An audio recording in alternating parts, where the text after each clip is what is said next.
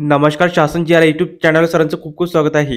तर आताच्या घडीची सर्वात मोठी बातमी म्हणजे राज्य हिवाळी अधिवेशन दरम्यान राज्य सरकारी कर्मचाऱ्यांसाठी दोन मोठ्या गुड न्यूज. त्या संदर्भात त्या व्हिडिओच्या माध्यमातून पुन्हा अपडेट सविस्तरपणे पाहणार चला सुरू करूया. सरकारी कर्मचाऱ्यांसाठी आताची घडीची मोठी महत्त्वपूर्ण आनंदाची बातमी समोर येत आहे. ती म्हणजे महागाई भत्ता वाढीनंतर केंद्र सरकारकडून कर्मचाऱ्यांच्या खालील नमूद 2 भत्त्यामध्ये वाढ करण्याचा निर्णय घेण्यात आला आहे. प्राप्त माहितीनुसार केंद्र सरकारी कर्मचाऱ्यांचा महागाई भत्ता जुलै 2024 पासून 50% हून 53% इतका झाला. यामुळे सरकारी कर्मचाऱ्यांच्या इतर देय भत्त्यांमध्ये वाढ करायची तरतूद 7व्या वेतन आयोगानुसार करण्यात आलेली आहे.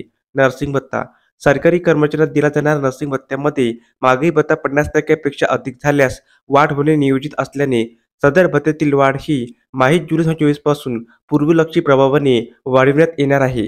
ड्रेस भत्ता केंद्र सरकारी कर्मचाऱ्यांना दिला जाणारा ड्रेस भत्त्यामध्ये 7व्या वेतन आयोगानुसार डी मधील वाढीमुळे दिनांक 1 जुलै 2024 पासून पूर्वलक्षी प्रभावाने सदर भत्त्यातील वाढ लागू करण्यात येणार आहे. इतर भत्त्यामध्ये देखील वाढ.